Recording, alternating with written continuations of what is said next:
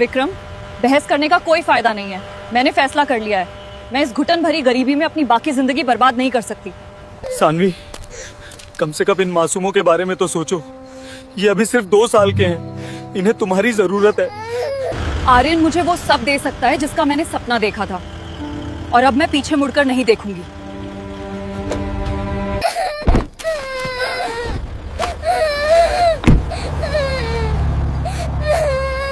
शहर की उन गगनचुंबी इमारतों की चमक के नीचे एक पुराना बदरंग सा दफ्तर था, जहां विक्रम अपनी जिंदगी के सबसे कठिन दिन काट रहा था। 23 साल की कच्ची उम्र, लेकिन कंधों पर जिम्मेदारियों का बोझ ऐसा कि चेहरे की मुस्कान कहीं खो गई थी। वह एक लॉजिस्टिक्स कंपनी में जूनियर मैनेजर था।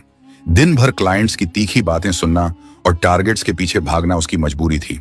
पर उसकी आंखों में एक अजीब सी चमक थी, जैसे कोई राख के नीचे दबी आग हो जो बस एक मौके के इंतजार में थी। उसी ऑफिस के अकाउंट सेक्शन में सानवी बैठती थी। सानवी सिर्फ सुंदर नहीं थी, उसके व्यक्तित्व में एक गरिमा थी। वह एक ऊंचे और रईस खानदान से थी, जहां सुख सुविधाओं की कोई कमी नहीं थी। अक्सर विक्रम और सानवी की नजरें टकराती। विक्रम का सादापन और उसकी मेहनत सानवी के दिल को छू गई। धीरे धीरे काम की बातें चाय के कप और फिर लंबी शामों में बदलने लगी। सानवी के पिता अक्सर कहते थे, रिश्ता वहीं करना जहां बराबरी हो। पर सानवी को विक्रम की ईमानदारी में वह दौलत दिखी जो पैसों से नहीं खरीदी जा सकती थी। जब सानवी के घर पर उसकी शादी का दबाव बढ़ा तो उसने एक निडर फैसला लिया। उसने विक्रम से कहा, अगर आज हमने खुद के लिए स्टैंड नहीं लिया तो हम उम्र भर पछताएंगे। विक्रम के पास महल नहीं थे, पर एक मजबूत कंधा था। एक तूफानी रात जब बारिश आसमान से कहर बनकर टूट रही थी, दोनों ने एक पुराने मंदिर में 7 फेरे ले लिए। उम्मीद थी कि परिवार मान जाएगा, पर सानवी के पिता ने नफरत की दीवार खड़ी कर दी। उन्होंने सानवी से सारे रिश्ते तोड़ दिए और अपने रसूख से विक्रम की नौकरी भी छुड़वा दी। अचानक वे दोनों सड़कों पर थे। वे एक नए शहर इंद्रप्रस्थ चले गए। एक ऐसी तंग गली में रहने लगे जहां सूरज की किरणें भी गरीबी देखकर रास्ता बदल लेती थी। नौकरी की तलाश में विक्रम दर दर भटका, पर सानवी के पिता का प्रभाव उसके पीछे पीछे आ रहा था। कोई उसे काम देने को तैयार नहीं था। सानवी की आंखों में पहली बार बेबसी देखकर विक्रम का दिल छलनी हो गया। उसने अपनी डिग्री और सफेद कॉलर वाली पहचान को किनारे किया और एक कंस्ट्रक्शन साइट पर मजदूरी शुरू कर दी। वह युवक जिसने कभी भारी फाइल से ज्यादा कुछ नहीं उठाया था, अब चिलचिलाती धूप में अपनी पीठ पर सीमेंट के बोरे और ईंटें ढो रहा था। पसीना आंखों में जाता तो जलन होती, पर वह रुकता नहीं। रात को जब वह लौटता तो उसके पूरे शरीर में असहनीय दर्द होता। सानवी उसके फटे हुए हाथों को चूमती और फफक पड़ती। विक्रम बस अपनी मटमैली शर्ट से उसके आंसू पोंछता और कहता, पगली, ये पसीना नहीं है, ये हमारी आने वाली खुशियों की नींव है। शादी के 2 साल बाद उनके घर में 2 नन्हे मेहमान आए, आर्यन और कबीर। जुद्धवा बेटों की पहली चीख ने विक्रम को दुनिया का सबसे अमीर आदमी होने का एहसास कराया। लेकिन इस खुशी के साथ जिम्मेदारियों का पहाड़ा भी 2 गुना हो गया। 2 बच्चों का दूध, कपड़े और दवाइयां। विक्रम अब दिन में साइट पर मजदूरी करता और रात में पुरानी टैक्सी चलाता। नींद उसकी आंखों से जैसे हमेशा के लिए विदा हो चुकी थी। इधर सानवी के धैर्य का बांध अब टूटने लगा था। गरीबी की मार ने उसके स्वभाव को चिड़चिड़ा बना दिया था। अब वह मुस्कुराने वाली सानवी नहीं रही थी। रोज के झगड़े और तंगहाली के ताने अब आम बात थे। सानवी को अब विक्रम की मेहनत कम और अपनी मजबूरी ज्यादा दिखने लगी थी। उसे लगने लगा कि उसने एक गलत इंसान का साथ चुनकर अपनी जिंदगी बर्बाद कर ली है। विक्रम, ये देखो, ये है हमारी जिंदगी। छत से पानी टपक रहा है, बच्चों के पास कल के लिए दूध नहीं है, और तुम कहते हो सब ठीक हो जाएगा। हाँ? कब होगा ठीक?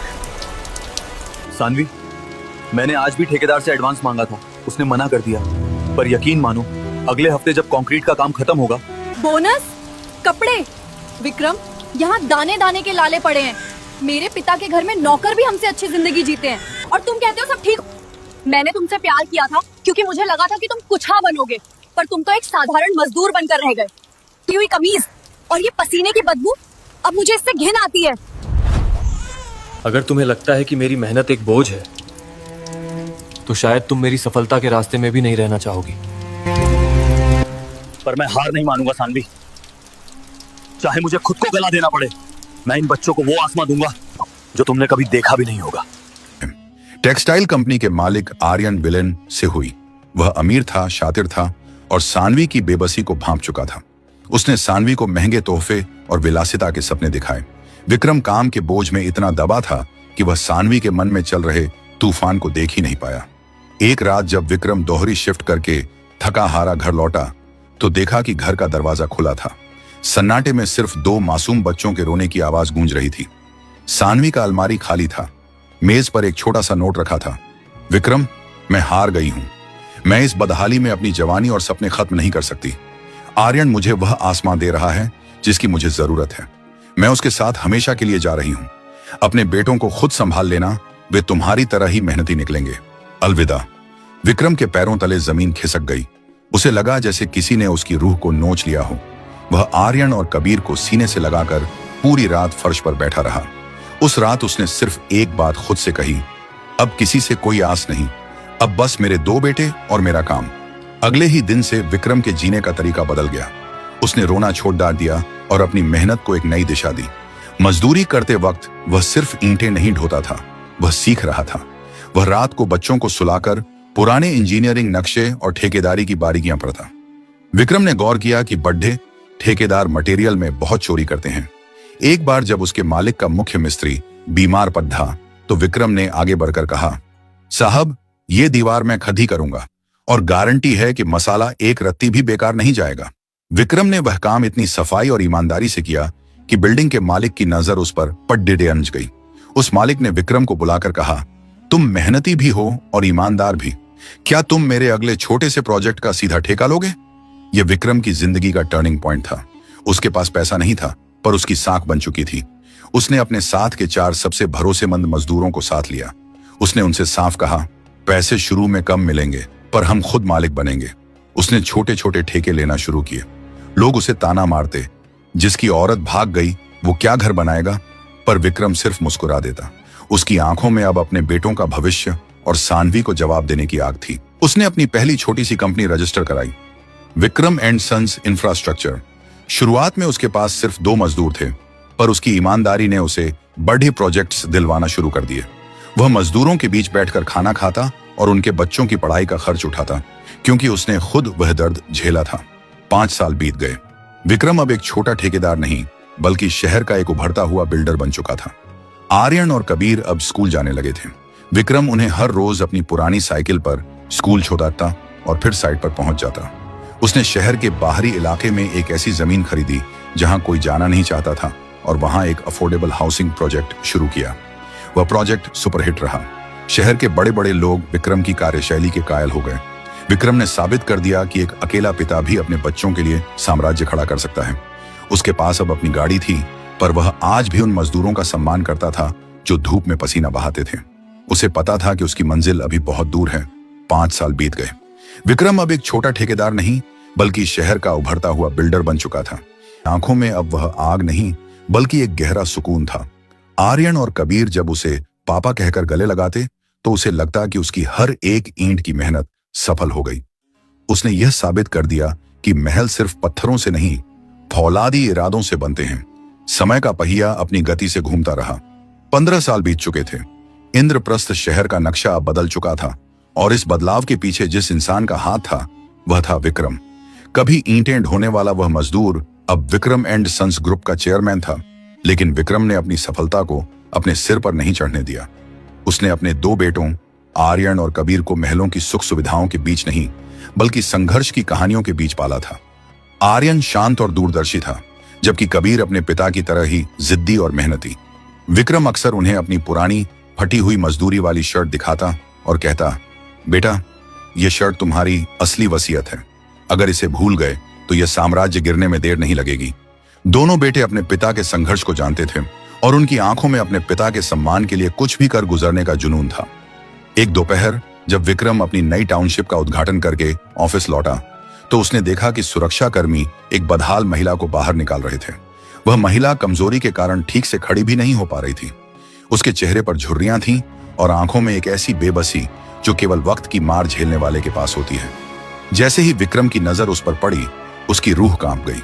वह सानवी थी, वही सानवी जिसने उसे गरीबी के कारण छोड़ दिया था। आर्यन ने सानवी का इस्तेमाल किया और जब उसका बुरा वक्त आया तो उसे सड़क पर छोड़ दिया। सानवी ने विक्रम को देखते ही उसके पैर पकड़ ली। वह फफक फफक कर रोने लगी। विक्रम, मुझे माफ कर दो, मैं चमक धमक की दुनिया में अंधी हो गई थी। मुझे बस एक बार अपने बच्चों को देखना है। विक्रम ने धीरे से अपना पैर पीछे खींचा। उसके चेहरे पर न क्रोध था न नफरत। उसने शांत स्वर में कहा, सानवी, मेरे बच्चों की मां उसी दिन मर गई थी जिस दिन तुमने उन्हें अनाथ छोड़ दिया था। आज मैं जो कुछ भी हूं वह तुम्हारी नफरत और उस धोखे का परिणाम है। तुमने प्यार छोड़ा था, मैंने पसीना बहाया, आज हिसाब बराबर है।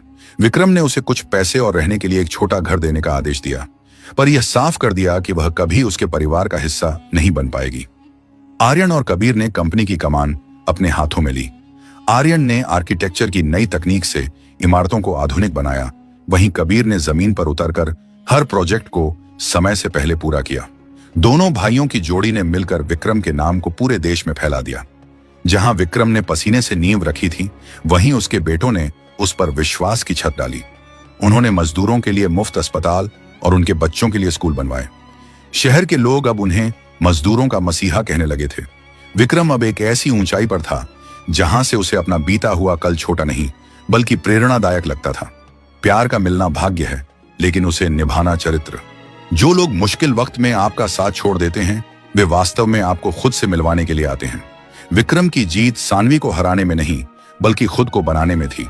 आज आपसे एक सवाल है, क्या आपको लगता है कि सानवी को अपनी गलती का एहसास होने के बाद विक्रम को उसे माफ कर देना चाहिए था, या जो विक्रम ने किया वही सही था? अपनी राय कमेंट बॉक्स में ईमानदारी से जरूर दें।